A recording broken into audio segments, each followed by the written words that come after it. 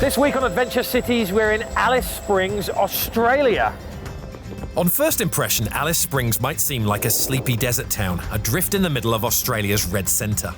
But once you've spent a little time exploring, it becomes obvious that there's much more going on here than immediately meets the eye.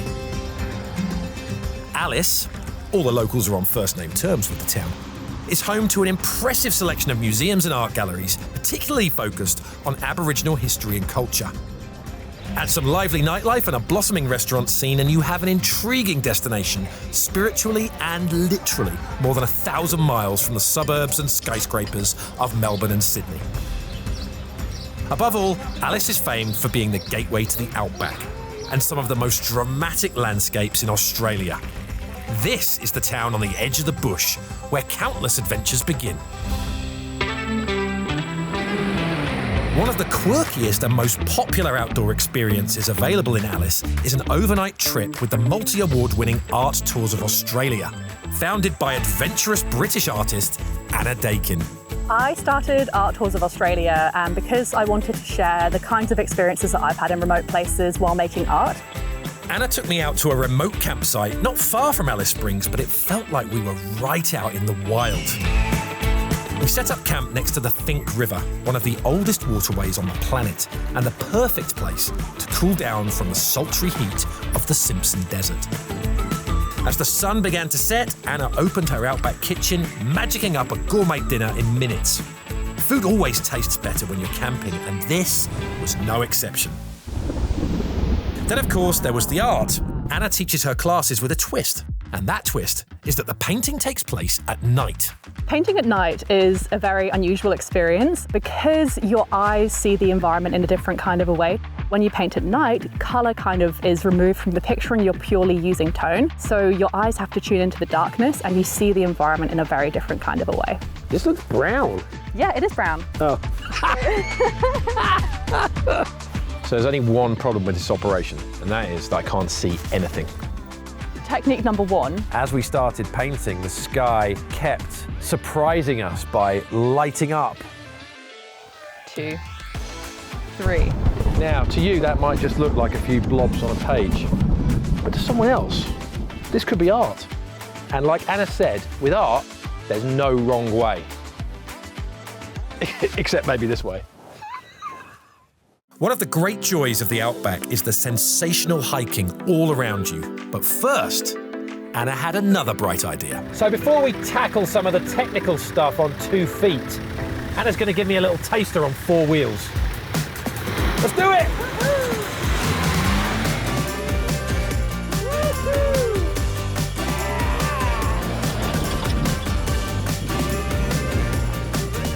Don't you want to drive around these puddles? Oh no. Uh-oh, here we go. Ah!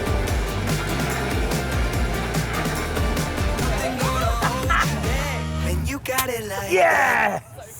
The Larapinta Trail is one of Australia's most famous footpaths. Unfolding from east to west across the Northern Territory, the bumper bushwalk begins in Alice Springs and ends 138 miles away at the foot of mighty Mount Sonder, taking in some incredible flora and fauna en route. We don't have time to tackle the whole trail, but Anna takes me along her favourite chunk, so I can get a feel for it. Look at that view. Isn't that amazing? It's awesome. There's a beach down there. It looks like a Caribbean beach. Well, I know what I'm doing this afternoon. The sky was perfect, the scenery was magnificent, everything was going swimmingly. Until it was going I'm afraid there is no path around. What? We're going to have to go through. Really? Yep, we're going to have to get wet. How deep does this get? It doesn't get that deep on me, but I am 6 foot tall.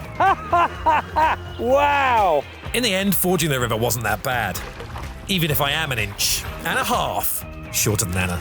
Oh, wow! We made it! A little slice of paradise. Let me at it!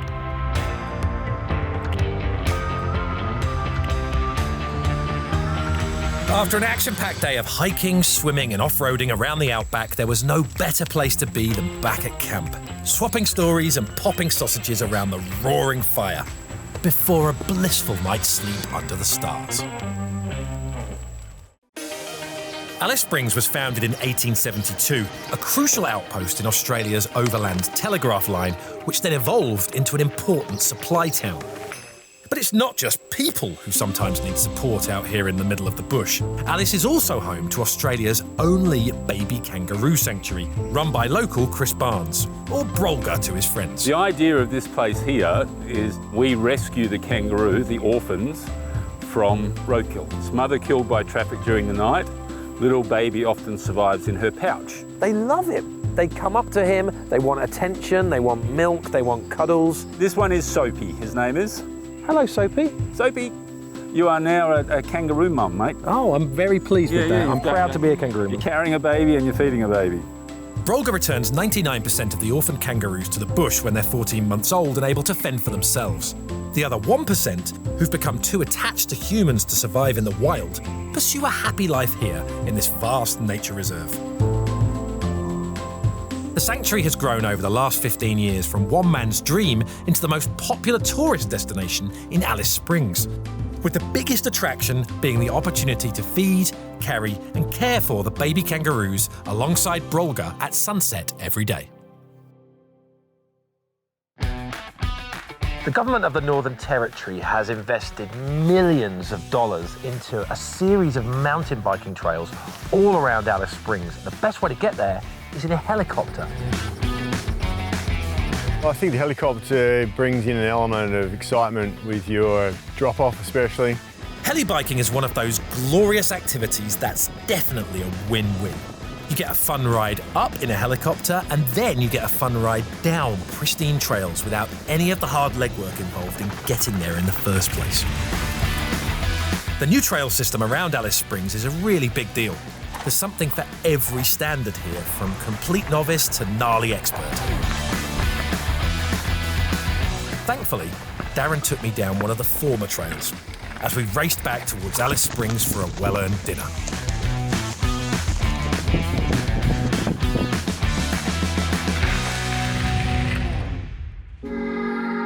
The Red Centre is arguably the most famous place in Australia to go hot air ballooning. And looking back at the remote desert town, you realise just how special this place is. From up here, you can see just how Alice Springs is completely isolated. It's an oasis in the middle of this vast desert, and that makes it an adventure paradise. Ballooning at dawn with the moon and the sun both visible over the Red Centre felt truly spectacular, almost alien in its perfect beauty. Aboriginals have been surviving in the Outback for thousands of years, and one of the secrets of their success is bush tucker, food they foraged from the native trees and bushes and are still foraging today. I met up with David, a local guide from Alice Springs, to explore the hidden nutrition in this demanding environment. This guy here is the bush coconut tree. So the wasp will actually lay its eggs onto the branch. The tree will basically produce one of these. You can eat them. You can eat them. You can guarantee there aren't wasps just growing inside my No, you just basically ate them all, so they're all dead. Our journey into bush tucker ended at Stanley Chasm, one of the most magnificent gorges in the West MacDonnell Range, an easy 30 minutes drive from Alice Springs. Before Westerners arrived, this was a sacred spot, a so-called woman's place, for births and rituals, with a permanent source of water at the end of it, which was vital for survival. Today, bush tucker is starting to become a promising food industry, with ingredients those I foraged with David, turning up in health food stores and supermarkets across Australia. One of the driving forces behind that trend is chef and author Raylene Brown. Each of these plants has a language name. Each of these plants has a story. To me, these foods represent our sovereignty, our connection to this country, and the way that these stories are passed down. It was about survival at the end of the day. If you didn't learn about these plants and couldn't identify them or didn't know their life cycle, then you wouldn't be able to survive out here. Camels played a huge part in pioneering the deserts of Central Australia before roads and railways, and travellers can relive some of that Victorian exploration on the Pindon Camel Tracks tour. What's insane about Alice Springs is that from pretty much anywhere downtown, you can be out in the bush in 5 minutes, and that opens up an incredible amount of potential for unique outdoor experiences.